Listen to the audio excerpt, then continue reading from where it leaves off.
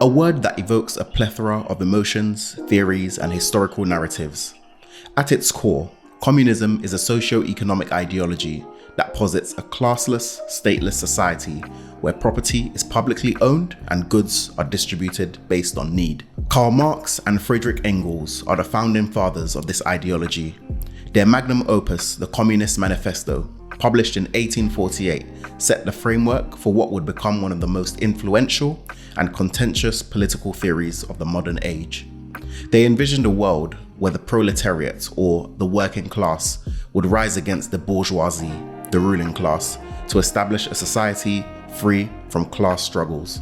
Fast forward a few decades, and this seemingly utopian idea was put to the test in some of the world's most significant nations. The Soviet Union, under the steely gaze of leaders like Lenin and Stalin, sought to reshape an entire society, economy, and cultural framework under the Red Banner. China, under the charismatic yet controversial chairman Mao Zedong, underwent radical transformations in its quest for a communist society, culminating in events such as the Great Leap Forward and the Cultural Revolution. In Southeast Asia, Cambodia's Pol Pot and his Khmer Rouge regime undertook a brutal and tragic attempt at creating a rural, classless, communist society. Each of these instances painted a vivid, often harrowing picture of communism in practice, which leads us to the age-old debate. Why has communism, as envisioned by Marx and Engels, struggled to find its utopian realization in the real world? Why, when applied, have so many communist regimes been marked by authoritarianism, economic challenges, and human rights abuses? In this video, we will uncover the multifaceted factors that have hindered the full realization of the communist vision.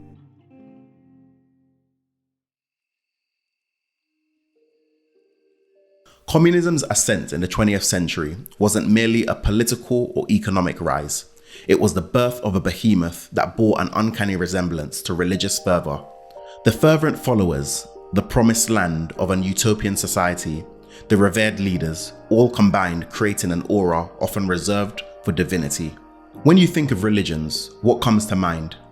For many, it's the concept of a better afterlife, a place free of the sorrows and pains that plague human existence. The narratives of most religions circle around this premise, guiding their believers towards an ultimate reward, an everlasting paradise. Communism, in its theoretical purity, promised something eerily similar, albeit in the mortal realm. It spoke of a society where the chains of capitalism and class would dissolve, leading to an egalitarian world. This promise went beyond political rhetoric. It painted a picture of a utopia right here on Earth. Additionally, like the tenets of religion that guide believers on how to attain salvation or reach paradise, communism too had its doctrines. These doctrines were not just political strategies or economic policies, they were commandments, steps towards achieving the promised land. The faith placed in these doctrines was akin to religious scriptures, considered infallible and absolute. Delving deeper, this religious-like aura extended to its leaders. Much like revered prophets and messiahs in religious contexts, communist leaders occupied positions of profound respect. Figures such as Lenin, Mao, Stalin, and Pol Pot transcended the roles of mere political leaders. They were perceived as guiding forces, directing the masses towards the envisioned paradise of a communist society. Their words were gospel, their directives, commandments.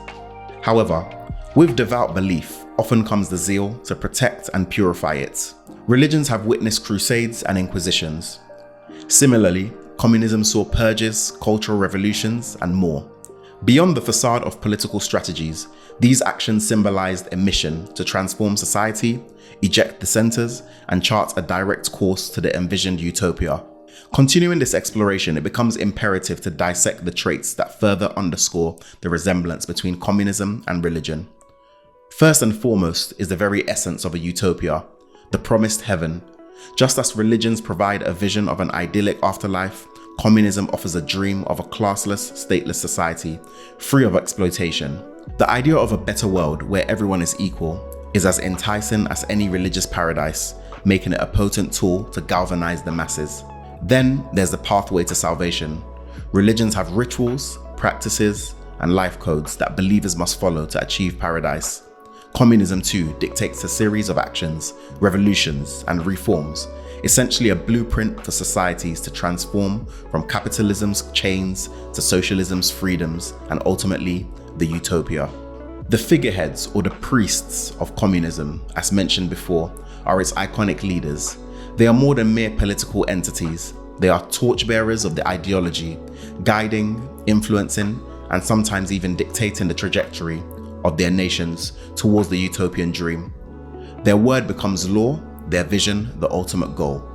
Of course, with such deep belief and the magnitude of the promise, a societal heaven, comes the inevitability of defense mechanisms.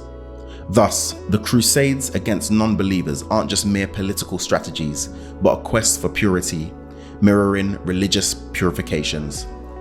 The purges, the revolutions, and the crackdowns on dissent are all reminiscent of religious endeavors to safeguard the sanctity of belief. In the fervor of communist ideology, its proponents sometimes found themselves committing severe transgressions. A burning commitment to a brighter, egalitarian future provided a backdrop against which any action, no matter how extreme, seemed justifiable. Atrocities, oppressions, and even mass extermination became palatable when juxtaposed with the allure of an impending utopia. This serves as a poignant reminder of the perils of unchecked idealism. Turning to the roots of Marxism, there's an intriguing interplay of peace and violence. While the desire for a classless society remained paramount, Marx at various junctures pointed to the necessity of revolutionary upheavals, sometimes violence, as integral to achieving this dream. Such views acted as a conduit for bouts of revolutionary terror in subsequent communist regimes, underlining the complex relationship between Marxist ideology and violent change. A hallmark of many communist regimes has been the ambitious aim to reshape society comprehensively. Rather than mere governance adjustments, these shifts aim to deeply embed the communist vision into societal structures. Such radical attempts, while often well-intentioned, often resulted in displacements, purges, and an obliteration of long-standing traditions, creating ripples of social unrest. Concomitant with these societal upheavals was the deliberate characterization of opponents or capitalists as the other. This was not an innocuous distinction. It was a systematic attempt to dehumanize, marginalize, and ultimately suppress or eliminate those seen as impediments to the grand communist vision.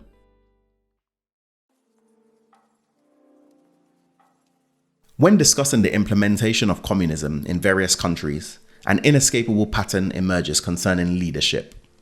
The nature and trajectory of this leadership have often overshadowed communism's idealistic goals and its promises of a radically egalitarian society. The question arises, does the tenet of communism inadvertently create a conducive environment for a particular type of leadership to emerge? Communism in its essence calls for the dismantling of existing societal hierarchies to pave the way for a proletarian revolution. During such transformative periods, the need for assertive leadership is paramount to spearhead and manage the monumental changes. However, this window of upheaval also opens doors for those with ambitions that might not always align with the communal good. Power and control in a rapidly changing system can attract those individuals who are not only profoundly entrenched in their ideological beliefs, but also exhibit ruthlessness. The dynamic often gives rise to leaders who, instead of prioritizing the collective needs of people, place their interpretations of communist ideals on a pedestal, even if it means sidelining dissent and centralizing power. This centralization is further exacerbated by the phenomenon known as the cult of personality. Though not unique to communist regimes, it's exceptionally pronounced within them. Leaders such as Stalin in the Soviet Union or Mao in China transcended their mortal identities to be revered almost as deities. Every corner of public spaces celebrated their visages, their words often considered prophetic. However, this adulation was not merely out of genuine admiration. It was meticulously orchestrated through propaganda. By creating an aura of infallibility around themselves, these leaders not only ensured unwavering loyalty, but also silenced critics. In such an environment, dissent becomes not just a challenge to the leader, but is perceived as a threat to the ideology itself, often resulting in severe consequences for those brave or foolish enough to voice contrary opinions. From such formidable cults of personality, it's a short and almost inevitable step to dictatorships. The foundations of communism, emphasizing state control and collective ownership, can inadvertently create fertile ground for a single entity or authority to amass power, especially if checks and balances are absent. As we've seen in historical context, this frequently morphs in autocratic regimes that suppress individual rights and freedoms, ironically in the name of the collective's greater good. Under this setup, the state, instead of being a guardian, can morph into a watchdog, monitoring and controlling every facet of its citizens' lives. Individual rights and liberties are often sacrificed at the altar of the state's vision, which rather than championing the cause of the proletariat, often caters to the whims and the fancies of the ruling echelons. Furthermore, with the intertwining of the state's objectives with the personal ambitions of its leaders, any challenges to authority is met with swift and often brutal suppression. Autocracies, while parading under the banner of communism, justify their sweeping controls as being essential for realizing communist ideals. However, more often than not, these measures serve to entrench the leadership further and distance the state from the very people it claims to serve.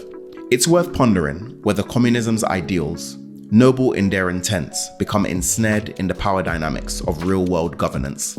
The historical patterns of leadership within communist regimes offer valuable insights into this conundrum and underline the complexities of translating ideology into practical governance. At the heart of communist economic theory is the idea of centralized planning.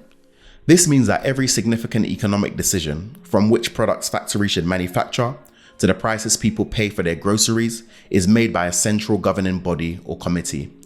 This approach was adopted with the intent to create a society free from the perceived excesses and inequalities of capitalism. By controlling production and prices, the government sought to eliminate unemployment, inefficiencies, and economic depressions.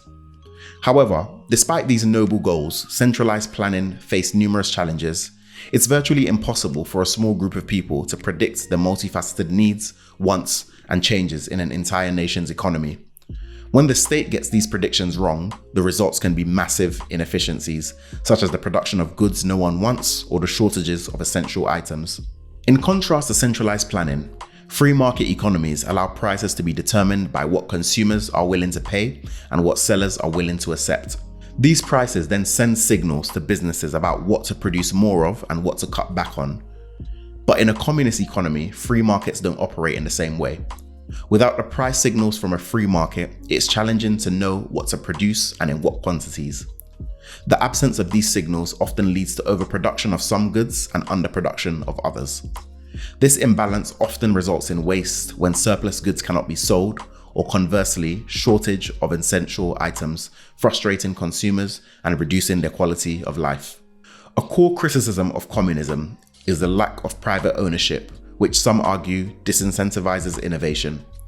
If individuals or businesses do not stand to benefit directly from their innovations or inventions, they might not be motivated to invest time, resources, or energy into developing new products, services, or technologies.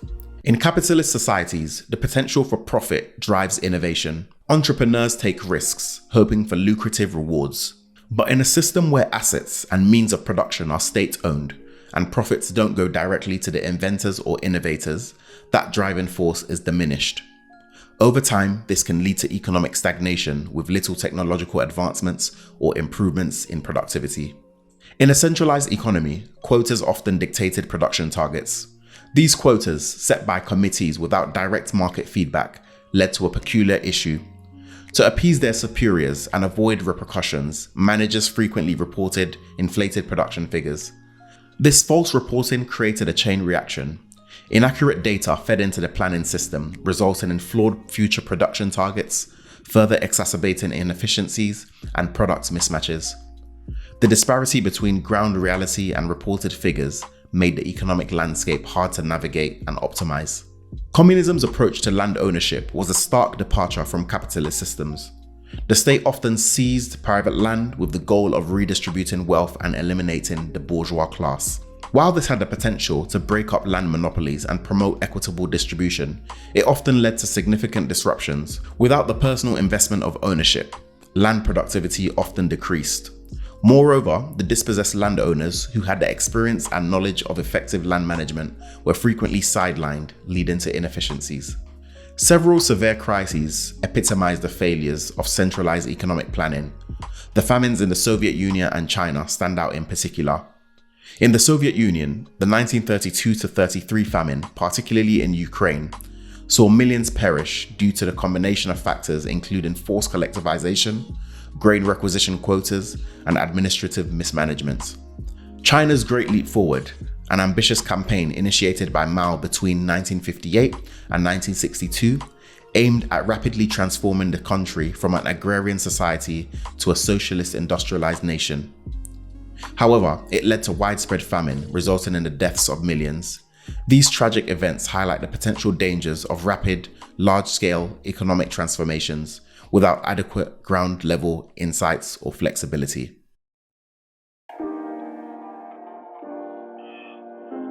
Forced labor and mass killings became tragically synonymous with many communist regimes in the 20th century. The instances of these atrocities are so widespread that they demand introspection into the ideology itself, or at the very least, its real-world implementation. One of the foundational premises of communism is the elimination of class enemies to create a classless society. To achieve this, anyone considered a threat to the establishments or to the greater good of the community was deemed expendable. This broad categorization included landowners, intellectuals, descendants, and sometimes entire ethnic groups. The Soviet Union's purges stand as a chilling testament. Stalin's Great Purge from 1936 to 1938 was a campaign of political repression that resulted in the execution of an estimated 700,000 people. Those not executed were frequently sent to the Gulag, a system of labor camps where they faced inhumane conditions, grueling labor, and often death. The Gulag, initially conceptualized as a means of re-education and rehabilitation, evolved into an extensive network of camps holding millions. The forced laborers, or enemies of the state, contributed to massive infrastructure projects, many of which claimed countless lives. Similarly, in Cambodia, under Pol Pot and the Khmer Rouge, the ambition was to create a purely agrarian socialist society. This radical transformation involved evacuating cities and forcing residents into labor camps in the countryside. Intellectuals, professionals, and urban populations were targeted, with the simple acts of wearing glasses or speaking a foreign language sometimes being enough to warrant execution. The killing fields, now a haunting memorial site, bear witness to the estimated 1.7 million lives lost to execution, forced labor, or famine during this regime. Why did this happen repeatedly? Firstly, the perceived need to swiftly and decisively eliminate political threats led to the dehumanization of vast swaths of the population. In the minds of the rulers, the end justified the means, and the envisioned utopian society was worth the necessary sacrifices. Secondly, the centralized power structures in these communist societies often vested too much power in the hands of a few. With little to no checks and balances, rulers wielded absolute authority, which inevitably led to abuses. When combined with an atmosphere of paranoia and suspicion, this power dynamic facilitated large-scale atrocities. Lastly, there's the economic angle. Forced labor was seen as a solution to labor shortages and economic challenges. Reflecting on these events, one must understand that while the ideals of communism center around equality and fraternity, the implementation, especially in the face of opposition or during periods of consolidation, has often diverged from these ideals in tragic and horrifying ways.